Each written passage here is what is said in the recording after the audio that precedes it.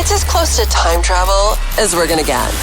This week in music history with Marty Miller. How do you do? I hope you're very, very good. My name is Marty and welcome to the little podcast. In less than 10 minutes, we will time travel through the week of June 1 until June 5th. This week, the brilliant Ronnie Wood, now of the Rolling Stones and Faces, turns 79. But he likes to think about 75. In 1975, that was my opening gig, yeah. That was really, I said, come on, throw it at me, whatever you've got. Phil O asked a very important question this week. Is there anybody here with any Irish in them? And a New York to London trip to replace just one word and then back to New York for Ray Davies. C-O-L-A-Cola. It's as close to time travel as we're gonna get.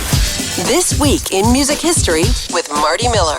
All right, we'll start in 1968 this time when Simon and Garfunkel were number one on the US singles chart with the tune Mrs. Robinson. That, of course, was featured in the Dustin Hoffman and Anne Bancroft film The Graduate. Oh, to this day, I still love that saucy laugh. For God's sake, Mrs. Robinson.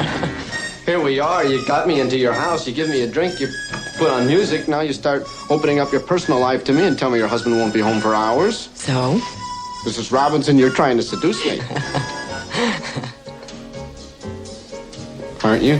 1971 this week, the two-room shack in Tupelo, Mississippi, where Elvis Presley was born on January 8th, 1935, was opened up to us as a tourist attraction. And you can take pictures in here if you want to. All right. The house is original, and it's on the original site it was built. Ronnie Wood's birthday this week. He's going to be turning 79, and here he is talking about joining the Stones back in 1975, right? Well, it was a fragile ship when I joined, you know, because they'd been through many ups and downs, and there was a kind of a grey cloud. Even though I knew the music, I'd never actually played the songs. So at Montauk, Keith and I hardly slept, and we kept going through the songs, and he was hitting me, okay, all down the line, here we go, and all these songs going through my head. And on June the 1st in Baton Rouge in 1975, that was my opening gig, yeah. That was really, I said, come on, throw it at me, whatever you've got. Meanwhile, this week in 1976, Wings set a new world record when they performed in front of 67,100 fans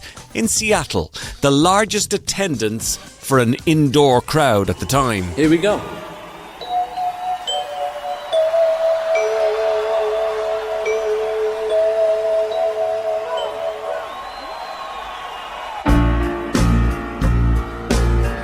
Who doesn't have Live and Dangerous in their album collection? It was this week in 1975 that Thin Lizzy gave us the live double album. I say live.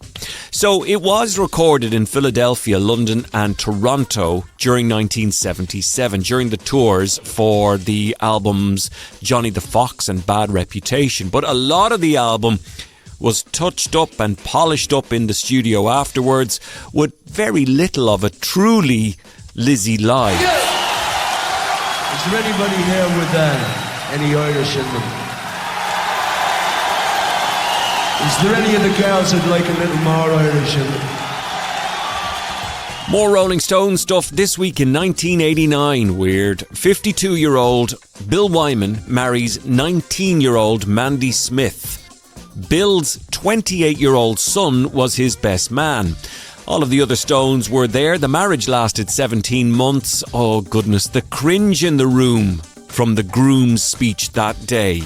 And then the reaction of the other lads. There was a few problems on the way, but we finally made it. And I just feel wonderful. Well, I wish him lots of luck. I think it's a very good idea he got married. I'm glad he's finally taken the plunge.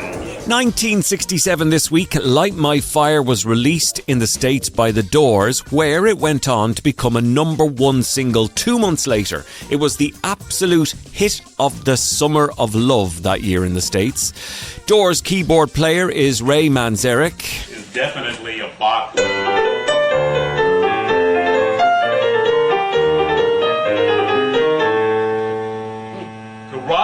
Seeger comes in with a song called Like My Fire, the first song he ever wrote. A minor to F sharp. Very nice. And Densmore said, let's make it, it's got to give us a Latin thing. And that's the Latin.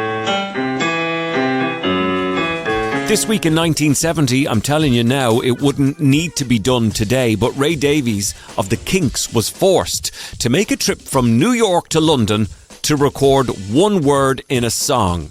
Davies had to change the word Coca-Cola to Cherry Cola because the BBC wouldn't play the song otherwise. That was the power they held back then.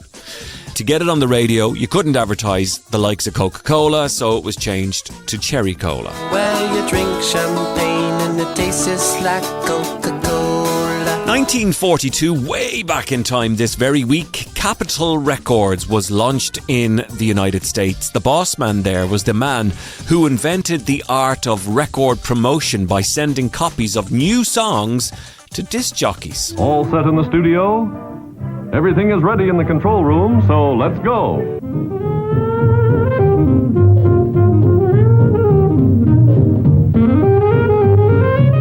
This might be the third try or the 23rd. The orchestra stays at it, playing the number over and over until Capitol's recording director is satisfied it's letter perfect. This week in 1977, the Jam's debut single, In the City, made it into the top 40 of the UK singles chart. Here's Paul Weller. It's either divided up into like heavy metal dirge or nonsense disco music, or otherwise it's like all the so-called new wave groups are just doing exactly the same things all the previous bands used to have done. Like there's no difference between The Clash and Genesis or Led Zeppelin as far as I'm concerned. And we're just looking to try and do something really exciting and something different. And in 2002, this week, Dee Ramone, the bass guitarist with the Ramones, died in Hollywood, California, just 49 years of age. Here he is with great excitement about amps. We play so loud and all the amps couldn't take it, but now we got these amps that they work. We can really push them, and we could blow this place apart if we wanted to. We'd set up everything. And that there, boys and girls, is a look through the week of June 1st to 5th in music history, all done in less than 10 minutes. Zipping through a week in a matter of minutes. This week in music history, the podcast.